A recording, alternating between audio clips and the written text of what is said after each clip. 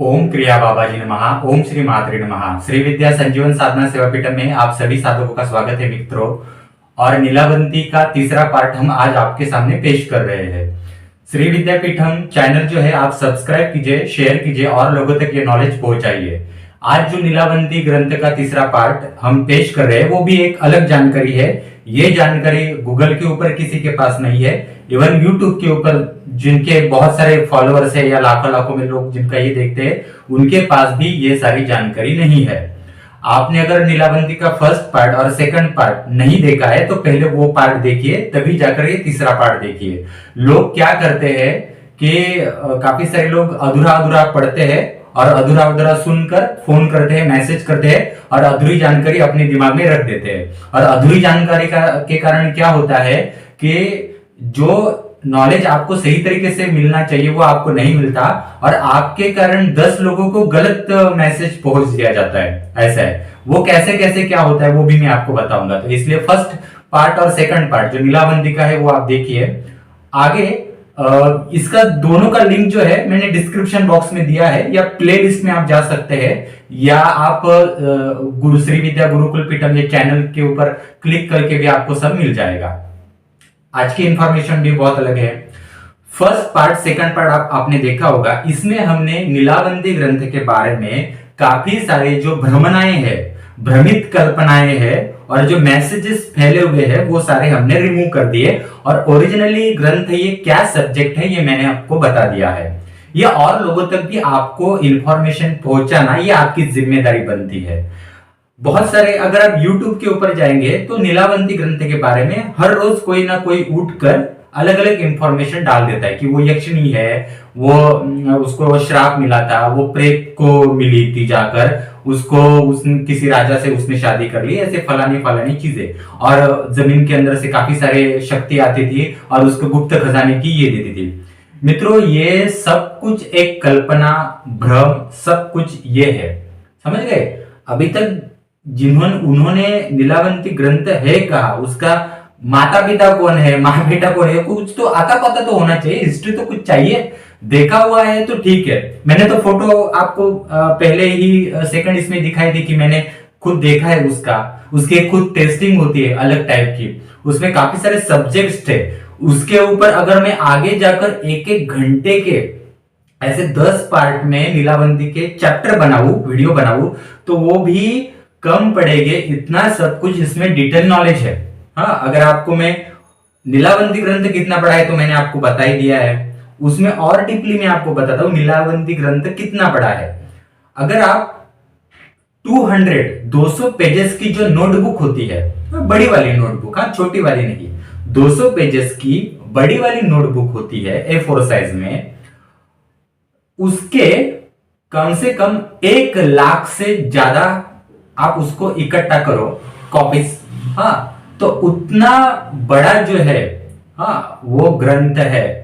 आप सोचिए उसमें कितनी सारी अलग अलग विद्याएं होगी, कितने सारे अलग अलग चैप्टर्स होंगे, कितने सारे अलग अलग विद्याओं को उसमें सिखाया गया होगा, ऐसे बहुत सारी चीजें उसमें है। अब क्या है मालूम है मित्रों कि मेरा फर्स्ट और सेकंड पार्ट सुनने के बाद काफी लोगों ने मुझे मैसेज किए, फोन किए और बहुत अच्छी जानकारी के कारण शुभकामनाएं भी दी, क्योंकि ऐसी जानकारी कहीं है भी नहीं। बाकी सारे यूट्यूब चैनल पर क्या है कि हॉरर म्यूजिक लगाते हैं और आपके दिमाग का बैंड बजा देते हैं। आपको लगता है कि हम किसी डरावनी चीज में गए हैं या हैरी पॉटर देख रहे हैं, ऐसा आपको लगता है। हाँ, तो मेन चीज जो है वो साइड में ही रह जाती है। तो ये सारी जो भ्रम है, ये सारी जो फेक चीजें, इनसे थोड़ा दूर रहिए, नहीं तो क्या है ओरिजिनल चीजें आपके सामने पहुंचेगी नहीं। अब कुछ लोगों को ऐसा लगता है कि मेरे पास ऐसे लोगों के फोन मैसेज आ गए, ज्यादातर ये कर्नाटक के लोग थे और महाराष्ट्रियन जो बेलगांव या निपानी साइड में या विजापुर वगैरह जो साइट होती है उस वहां से मुझे कुछ लोगों के फोन आ गए। उन्होंने कहा कि गुरुजी आपके पास नीलावंती ग्रंथ है क्या, आपके पास वो उसमें मटका बताने की विद्या है क्या, मटका निकालने की विद्या है क्या। मटका मतलब क्या है मालूम है मित्रों कि एक महाराष्ट्र में मटका नाम का एक चीज है जिसको जैकपॉट बोलते हैं, जैसे अकस्मात धन लाभ। वो दिन में सुबह एक बार और शाम को एक बार लोग जो होते हैं 2-2, 10-10 रुपए, कुछ लोग 1000-1000 रुपए भी, 10-10 हजार रुपए भी लगाते हैं और आंकड़े निकालते हैं। हाँ, सुबह अगर लगा दो तो शाम को वो आंकड़ा आ जाता है, तो वो कितना कितना गुना वो पैसा वापस मिलता है। तो लोग उसके लिए बहुत सारे पागल है, मटके के लिए उसको जैकपॉट वगैरह बोलते हैं, आंकड़ा लगाना कहते हैं। मतलब क्या है कि लीलावंती ग्रंथों को आंकड़ा लगाने वाला ग्रंथ है ऐसा, उसमें ये आंकड़ा बताने वाली विद्या लिखी है, ये सारी पागलपंथी लिखी है, ऐसा कुछ भी उसमें नहीं है मित्रों। ऐसा कुछ होता तो आज कर्नाटक महाराष्ट्र में इतने सारे लोगों के पास वो सब कुछ पड़ा हुआ है ग्रंथ, कहाँ कहाँ चुपके छोटे छोटे पार्ट में, तो उन्होंने खुद ही उसका लाभ नहीं लिया होता। मुझे मेरे हाथों में जो आपने ग्रंथ देखा, तो जिस व्यक्ति ने मुझे ये ग्रंथ दिखाया उसने लाभ नहीं लिया होता। एक्चुअली ओरिजिनल ग्रंथ का जो सब्जेक्ट है वो आज अवेलेबल इतना नहीं है। हाँ, आपको मैं ऐसा बताता हूँ, आप ऐसा समझ लीजिए कि एक इतनी बड़ी नोटबुक है, ओके, A4 साइज में इतनी बड़ी नोटबुक है, उसके 4-5 पेजेस निकाल दो तो कुछ फर्क नहीं पड़ेगा, दिखने के लिए इतनी बड़ी नोटबुक ही दिखेगी, 4-5 पेजेस उसके निकाल दिए ऐसा कुछ समझ में नहीं आएगा। मतलब क्या है कि ऊपर के जो 4-5 पेजेस हमने निकाले हैं, उतने ही लेवल का जो नॉलेज है वो ग्रंथ आज इंडिया में और बाहरी जगह पे अवेलेबल है। बाकी जो दिख रहा है इतना बड़ा जो है नोटबुक्स, वो हाइड है, वो छुपा हुआ है, रहस्य है। हाँ, उसमें से इतनी इतनी विद्या, आप सोचिए ब्रिटिशों ने उसको क्यों बैन किया था। बैन नहीं किया था, उसको छुपा कर रखा था कि लोग उसको पढ़े ना, इसलिए उसको साइड किया था, क्योंकि लोग उसमें से और कुछ विद्या प्राप्त करके अपना भला न करे, इसलिए ये सारी चीजें थी। और कुछ लोगों ने तो उसके कुछ चैप्टर्स, जैसे मैंने आपको बोला कि बाहर ये भी कर दिए। अब इसमें कुछ लोगों के मुझे फोन आ गए कि दूसरे पार्ट में कि गुरुजी ये अगर आपके पास जो ग्रंथ है, देखिए मेरे पास तो ग्रंथ है ही नहीं।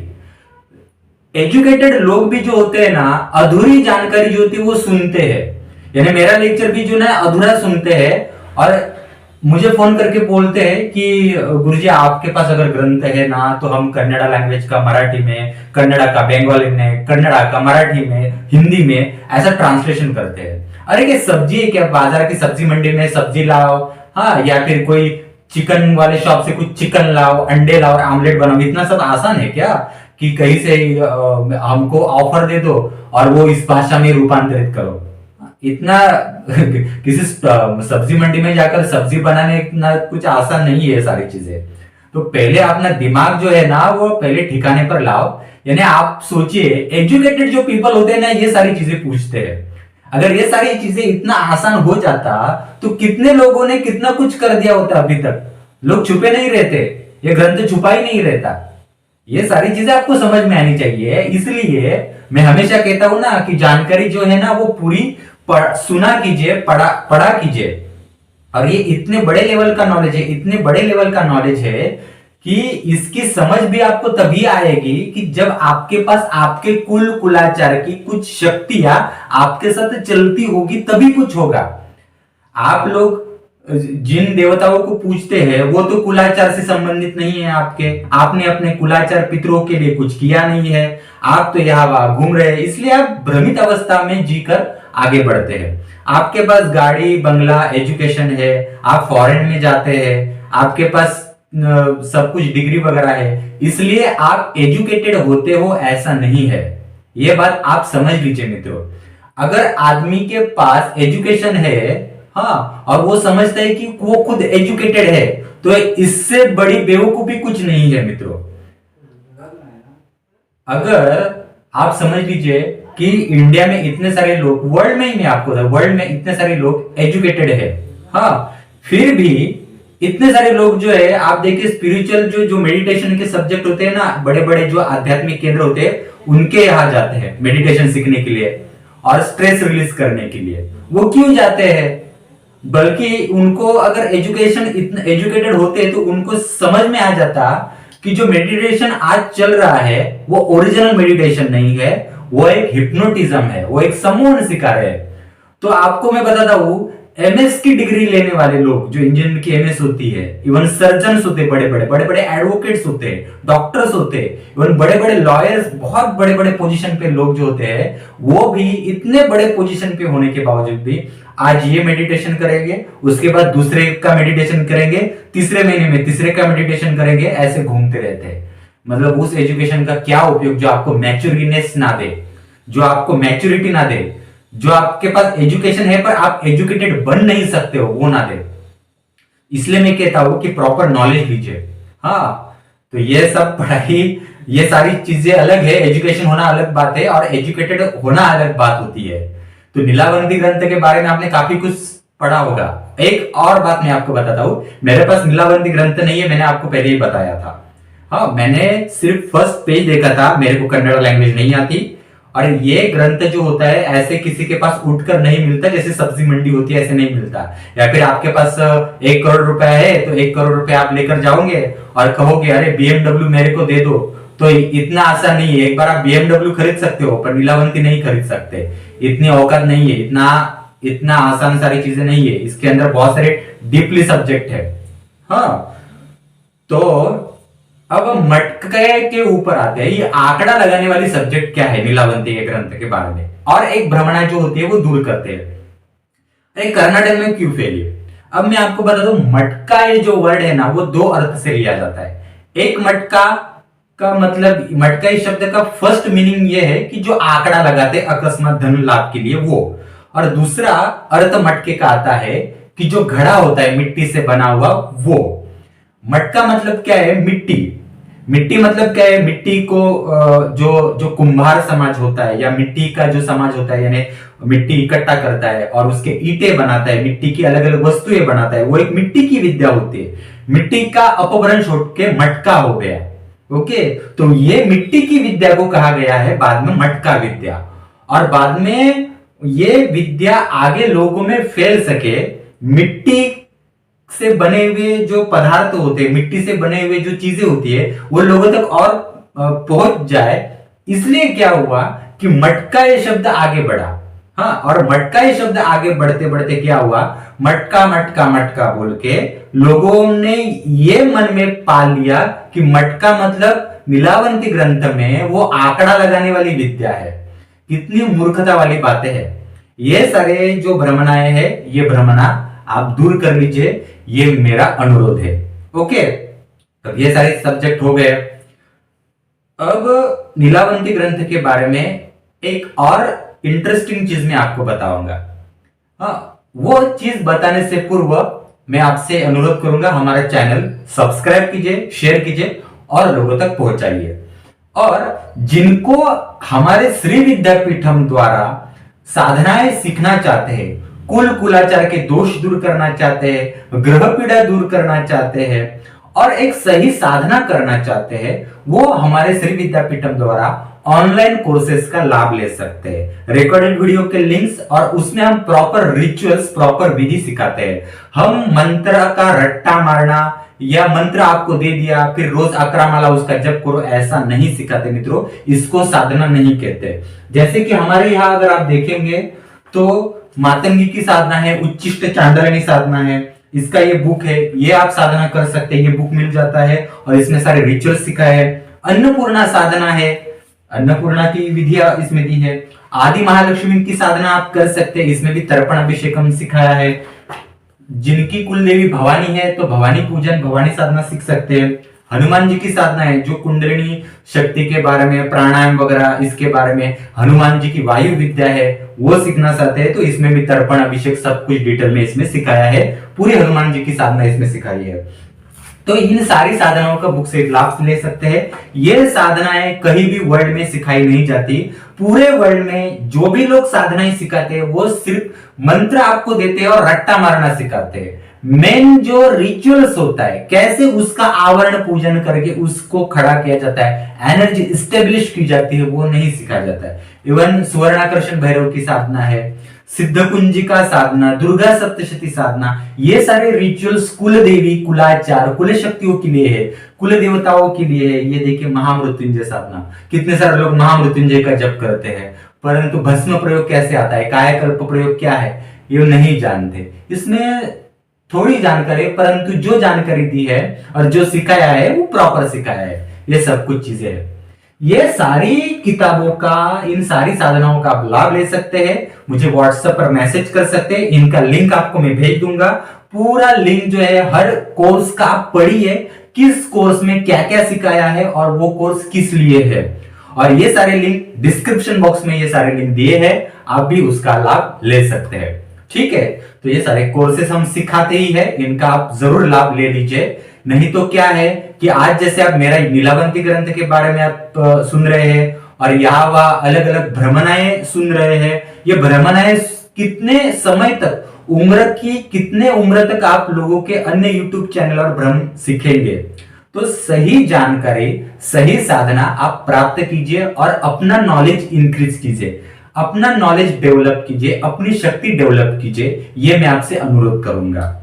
बाकी जो लोग कहते हैं कि कुंडलिनी जागरण, तो पूरे वर्ल्ड में जहां जहां कुंडलिनी जागरण, थर्ड आई ओपनिंग, ये सब कुछ सिखाया जाता है, वो सब कुछ 98% जगहों पर नौटंकी, सम्मोहन, हिप्नोटिज्म सिखाया जाता है, माइंड प्रोग्रामिंग सिखाया जाता है। इसके बारे में मुझसे अच्छा आप अगर YouTube पर जाकर माइंड प्रोग्रामिंग क्या होती है, हिप्नोटिज्म क्या होता है, इसका साइंस अगर आप सीखेंगे तो आपको ये मेडिटेशन के चक्कर में पैसे गंवाने की जरूरत नहीं पड़ेगी और ओरिजिनल सारी चीजें आपको पता चल जाएगी। ठीक है, तो कुंडलिनी जागरण भी होता क्या है वो भी समझ में आना चाहिए ना। अगर किसी का कुंडलिनी जागरण ऐसे ही हो जाता तो मैं जितना नीलावंती के बारे में बता रहा हूं उससे आगे की सारी विद्या है वो अपना बताकर अपना यूट्यूब चैनल खुद खोल लेता। और जैसे मैंने आपको बोला ना कि एक नीलावंती का एक छोटा सा ही पार्ट ले लीजिए, हाँ इतना छोटा सा पार्ट ले लीजिए, जैसे कि मिट्टी का कण होता है ना, उतना ले लीजिए तो उसका जीवन निकल जाएगा। इतने सारे उसके अंदर नॉलेज के पार्ट है। तो अगर किसी का कुंडली जागरण हो जाता तो ये सब कुछ कर लेता। चलो ये बात छोड़ देते हैं, काफी सारी चीजें आपको नीलावंती के बारे में पता चल गई। एक तो मटके के बारे में जो भ्रमणा है वो पता चल गई। अब मैं आपको एक ऐसी चीज बताऊंगा जो किसी को पता नहीं है। ठीक है, जो नीलावंती ग्रंथ है, वो नीलावंती ग्रंथ जो है वो अमेरिका में स्टैच्यू ऑफ लिबर्टी जो है, हाँ वहां आसपास के इलाके में है और प्रॉपर है वो, यानी पूरा नहीं है, 2+2 4 चैप्टर्स है। हाँ वो मैं आपको बताऊंगा किसी अगले पार्ट में कि ये स्टैच्यू ऑफ लिबर्टी के आसपास कैसे है। और दूसरा एक है नॉर्वे में है, तो वो भी कैसा है वो भी मैं आपको बताऊंगा। ठीक है, अभी जो बताने जा रहा हूं वो वैष्णो देवी के बारे में है। हाँ तो वैष्णो देवी के बारे में, आप वैष्णो देवी की आप बात चल रही है तो हमारा यूट्यूब चैनल भी सब्सक्राइब कीजिए आप, तो आपको आगे आगे आने वाले सारे नॉलेज पता चल जाएंगे। अब आप सोचेंगे वैष्णो देवी का और नीलावंती ग्रंथ का क्या रिलेशन है। वैष्णो देवी माता जो है वो खुद महाअवतार बाबा जी के पास गई थी और वो उसने नीलावंती ग्रंथ जो है वो उनसे मांगा था, क्योंकि महाअवतार बाबा जी के पास जो है वो सारा नॉलेज है। इस कलयुग में जितना भी सारा नॉलेज आता है वो महाअवतार बाबा जी के पास से ही गुजरता है और उनके पास आकर ही मिलता है, ऐसा है। तो आजकल लोग उनका क्रिया योग करते हैं, हाँ परंतु वो क्रिया योग नहीं है, वो सम्मोहन है, ये भी आपको मैं बताता हूं। तो वो गई थी महाअवतार बाबा जी के पास और उनसे मांगा था, बाबा जी ने नहीं दिया। तो वैष्णो देवी माता ने क्या किया कि जो महाअवतार बाबा जी के पास हिमालय में जो पूरे ग्रंथालय का साम्राज्य है, तो उसमें से 50% आधा ग्रंथ जो है वो उठाकर भगाने की कोशिश की थी। परंतु आप सोचिए कि वो ग्रंथ इतना बड़ा है, इतना बड़ा, इतना बड़ा है कि आप वो खुद इतना उठा ही नहीं पाई। वो उठा उठा कर थक गई, यानी वो जो जिसके उसके ताड़पत्रिक पर लिखे हुए ये है वो गिर गए वहीं पर। हाँ, और उसमें से बस 3 चैप्टर जो है वो उठाए उसने और 3 चैप्टर लेकर वो आ गई भागकर अपने जगह पर जहां वैष्णो देवी का स्थान है। हाँ, अब वो आ गई। महाअवतार बाबा जी ने क्या किया, उन्होंने ऐसा किया कि ये जो 3 चैप्टर है, इन चैप्टर का वैष्णो देवी को कोई उपयोग ही ना हो जाए ऐसा उसके ऊपर बंदिश डाल दी। तो उस 3 चैप्टर का कोई भी उपयोग उनको नहीं हुआ। अब आप वैष्णो देवी को जाते हैं ना, तो वहां पर 3 पत्थर है। उन 3 पत्थरों को लोग नमस्कार करते हैं वैष्णो देवी का ये स्वरूप मानकर। महाकाली, महालक्ष्मी, महासरस्वती ऐसा मानते हैं, परंतु एक्चुअली वैसा नहीं है मित्रों।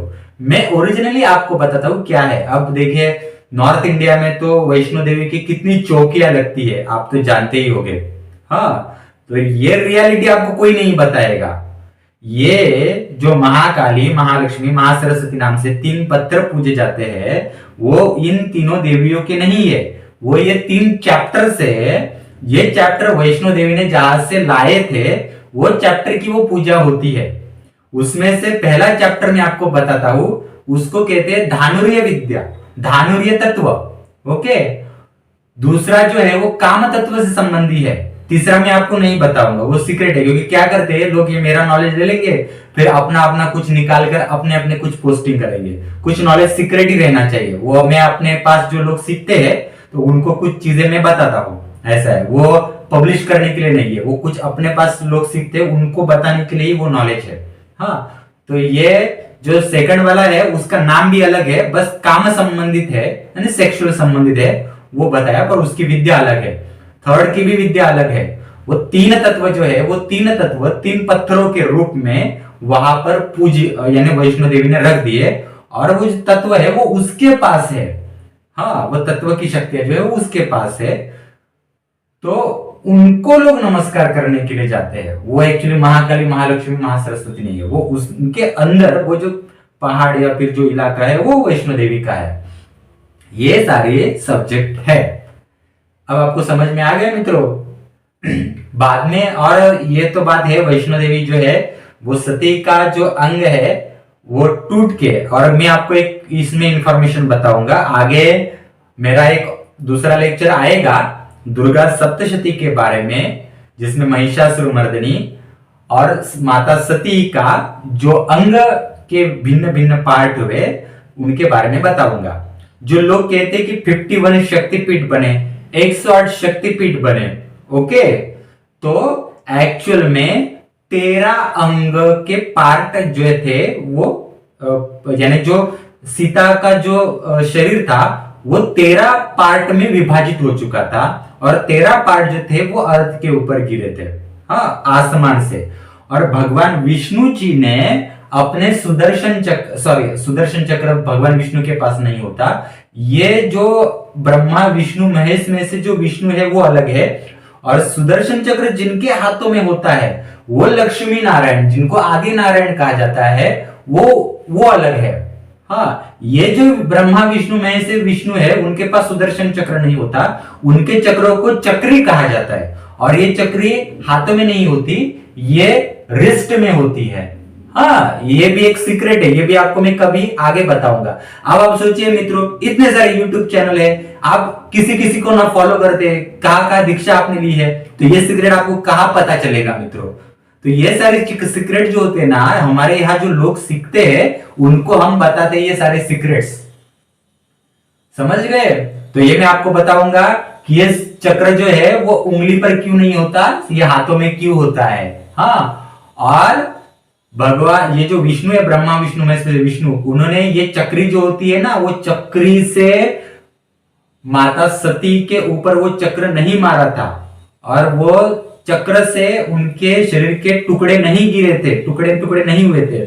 विष्णु ने प्रयोग तो किया था, परंतु विष्णु ने चक्री का प्रयोग नहीं किया था, किसी दूसरे अस्त्र का प्रयोग किया था, क्योंकि उनका एक दूसरे के ऊपर प्रयोग विफल हो जाता है। यानी शिव जी ने अगर विष्णु को मारा तो वो अस्त्र विफल हो जाती है, काली ने, सती ने अगर विष्णु को कोई अस्त्र चलाए तो विफल हो जाते हैं, विष्णु जी ने इन दोनों के ऊपर अस्त्र चलाए तो विफल हो जाते हैं। ऐसा नियम होता है, इसलिए विष्णु जी ने दूसरी टेक्निक अपनाई थी। अब देखो मित्रों, जो नीलावंती होती है ना, नीलावंती जो पढ़ता है उसको ये भी सारे डीपली नॉलेज आना चाहिए।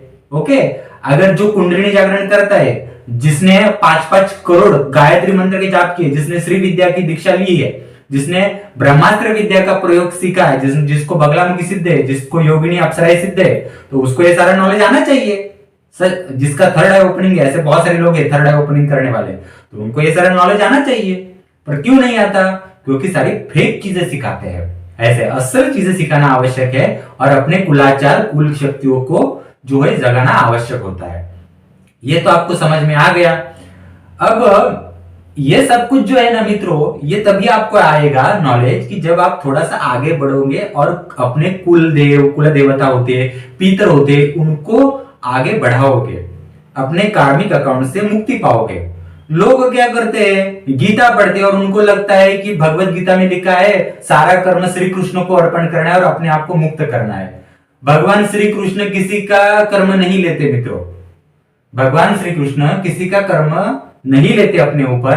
अगर ऐसा होता तो महाभारत होकर, गीता बोलकर ये भगवान श्री कृष्ण को कितने समय हो गया, कितने हजारों लाखों साल हो गए। यानी इस अर्थ के ऊपर मुझे लगता है आधी अर्थ जो है वो मनुष्य से खाली होनी चाहिए थी, हर कोई गीता पढ़ के मुक्त होना चाहिए था। फिर ऐसा क्यों नहीं होता? क्योंकि भगवान श्री कृष्ण किसी की भी मुक्ति जो होती है ऐसे हमारे कर्म उनको मुक्त करके नहीं होता, वो लोगों ने फैला दिया, लोगों ने गलत अर्थ ले लिए इसके। अब लोगों ने क्यों गलत अर्थ ले लिया वो तो वो अपना अपना जाने। हाँ, अर्थ मतलब क्या गलत ले लिया कि भगवान श्री कृष्ण को रोज का कर्म अर्पण करना है, वो भगवान श्री कृष्ण को नहीं करना है, वो अपनी आत्मा को रोज का कर्म अर्पण करना होता है मित्रों। अब क्या बताए मित्रों, भगवे वस्त्र पहनते, टीका लगाते, फिर हो गया चलो राधे कृष्ण, ऐसा नहीं होता। ये सारे बारीक बारीक पॉइंट्स होते हैं, वो समझना आवश्यक होते हैं। तो आपको समझ में आ गया वैष्णो देवी का सब्जेक्ट, महावतार बाबा जी से कैसे उसने सारा नॉलेज ले लिया, इतना सब कुछ नॉलेज इसमें है। आपको मैं आगे के पार्ट में नीलावंती ग्रंथ का जो फर्स्ट पेज होता है वो मैं आपको दिखाऊंगा कि उसकी टेस्टिंग कैसे होती है। हाँ, और नीलावंती का जो फर्स्ट पेज है ना, आपको मैं बताता हूं, नीलावंती ने जब ये नॉलेज सुना था शुकदेव से, तो वो सुनते सुनते उसके बाल जो है ना वो सफेद हो गए। सफेद क्यों हो गए? क्योंकि वो नॉलेज इतना हेवी हो गया कि उसको ही जम नहीं पाया। वो इतना हेवी नॉलेज है कि उसके बाल भी जो है ना जैसे कुरले कुरले होते हैं वैसे उस टाइप के वो सफेद हो गए। तो वो नीलावंती, और नीलावंती किस पेड़ के नीचे बैठी थी वो पेड़ भी मैं आपको बताऊंगा, उस पेड़ का रहस्य में भी आपको बताऊंगा, उस पेड़ का राम सीता भरत से शत्रुघ्न से क्या रिलेशन है वो भी मैं आपको बताऊंगा। और ये एक ग्रंथ गुजरात में गिरनार में किस जगह पे छुपाया हुआ है वो रहस्य भी आपको मैं बताऊंगा आगे के पार्ट में। आप अगर पहचान वाले लोग गुजरात में गिरनार में रहते हैं तो गिरनार वालों को पूछ लीजिए, वहां के लोगों को, कि गिरनार में पिछले कुछ सालों में, अब आपको बता दो 6 महीने पहले एक आवाज आई थी और अभी पिछले हफ्ते एक बहुत बड़ी आवाज आई थी और ये इतना बड़ा ब्लास्टिंग की आवाज थी। तो वो क्यों आई थी, उसका रिलेशन इस ग्रंथ से क्या है, उसका रिलेशन राधा से क्या है, उसका रिलेशन श्री कृष्ण से क्या है, ये बहुत बड़े बड़े रहस्य है। इनका नीलावंती से भी रिलेशन है, काफी सारे सब्जेक्ट है मित्रों। नीलावंती बुढ़िया के रूप में क्यों दिखती है फर्स्ट पेज के ऊपर नीलावंती ग्रंथ में, ऐसे ऐसे रहस्य है। तो आज तीसरे जो ये है इसमें इतना ही, क्योंकि मैं भी थक जाता हूँ इतना सब कुछ बोल के और मेरा जो शूटिंग का जो एरिया है वो सामान्य है मित्रों। हाँ, और हम कोई भी श्री यंत्र या कोई भी स्टोन, कोई भी यंत्र वगैरह सेल करके हम हमारी कमाई नहीं करते मित्रों। मेरे पास लोग प्रॉपर एक 5-6 साधनाएं है, उसमें से साधना और श्री विद्या इसेंशियल, क्रिया योग इसेंशियल, ये नॉलेज बेस्ड साधनाएं है, ये सीखते हैं और उसी से ही हमारा जीवन यापन मेरा चलता है। बाकी हमें अन्य संस्थाओं की तरह कोई डोनेशन नहीं मिलता कि जिससे कि मैं कोई और बड़ा घर लेकर कुछ बड़ा कुछ कर सकूं, ऐसा नहीं है मित्रों, समझ गए। तो जितना एक सामान्य तरीके से मैं बता सकता हूं उतना ही मैं बताने की कोशिश करता हूं। आप लोगों में से कितने सारे लोगों ने लाखों करोड़ों रुपए गलत गलत संस्थाओं को, गलत गलत ट्रस्ट को खर्च किए होंगे और आपको लगता है उसका पुण्य मिलता होगा, ऐसा नहीं होता मित्रों। मेरे पास बहुत सारा पैसा आ गया इसलिए मैंने एक पूरा अनाथ आश्रम जो होता है उसका 1 साल का खर्चा उठा लिया इसलिए आपको पुण्य मिलेगा, ऐसा नहीं होता मित्रों। इतना सारा खर्च करने के बावजूद भी आपको उसका पुण्य नहीं मिलता। क्यों नहीं मिलता? क्योंकि वो पुण्य मिलने तक आपके पास वो पुण्य पहुंचना भी तो चाहिए।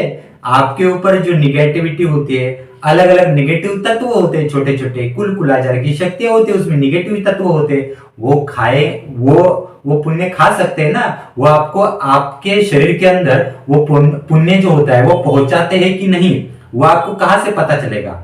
आप इतने मंत्र के जप करते हो, आप इतने चरित्र पढ़ते हो, आपने अलग अलग विद्या ली है, तो वो भी तत्व जो होते हैं आपके शरीर के अंदर पहुंचते हैं कि नहीं, वो आपको कैसे पता चलेगा।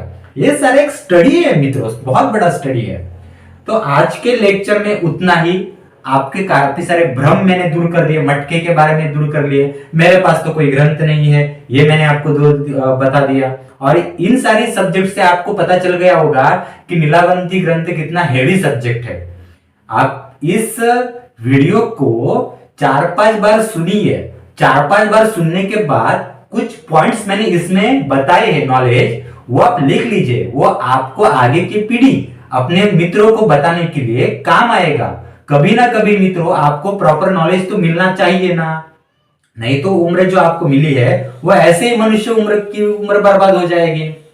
तो हमारा YouTube चैनल सब्सक्राइब कीजिए, शेयर कीजिए, और जिनको हमारे श्री विद्यापीठम द्वारा प्रॉपर साधनाएं सीखनी है वो इन सारी साधनाओं का लाभ ले सकता है। तो महामृत्युंजय साधना, सुवर्णाकर्षण भैरव साधना, हनुमान जी की साधना, पूरा हनुमान जी की साधना इसमें डिटेल में दी है, भवानी साधना, कुलदेवी के लिए साधना है, सिद्ध कुंजी का साधना, दुर्गा सप्तशती साधना, आदि महालक्ष्मी साधना, इन सारी साधनाओं का बुक्स का लाभ ले सकते हैं। अन्नपूर्णा साधना का लाभ ले सकते हैं। ये सारी बुक आपको मिलती है, सारी मतलब जो साधना कर रहे हैं वो बुक आपको बाय पोस्ट भेज दी जाती है, और उस वीडियो रिकॉर्डेड द्वारा हम इनको सिखाते हैं। ये मातंगी साधना है। तो इन सारी साधनाओं को हमने सिखाया है, आप इनका आप लाभ ले सकते हैं। जिनको श्री विद्या के बारे में डिटेल में नॉलेज चाहिए वो श्री विद्या इसेंशियल कोर्स कर सकते हैं, क्रियायोग इसेंशियल कोर्स कर सकते हैं, जिसमें क्रियायोग, कुंडलिनी जागरण और बहुत संबंधी कुंडलिनी से संबंधी बहुत डिटेल में नॉलेज दिया है। वैदिक हीलिंग और मेडिटेशन की कुछ छोटे छोटे सब्जेक्ट भी उसमें सिखाए हैं मित्रों। ठीक है, मेरा मोबाइल नंबर तो व्हाट्सएप पर है ही, मुझे व्हाट्सएप कर सकते हैं, सारे लिंक मैं आपको भेज दूंगा, पढ़ लीजिए। जिनको साधना करना है वो कर सकते हैं। डिस्क्रिप्शन बॉक्स में भी इसके अलग से लिंक है।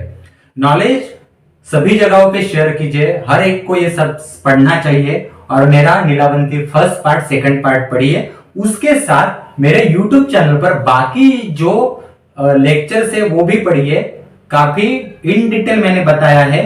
और ये इन डिटेल सब्जेक्ट जो है वो अन्य चैनल्स पे नहीं है। और मेरे को इतना एडिटिंग नहीं आता कि मैं हॉरर म्यूजिक लगाऊं और मैं नीलावंती के बारे में हवा पैदा करूं। ठीक है, धन्यवाद मित्रों। हमारा YouTube चैनल सब्सक्राइब कीजिए और शेयर कीजिए।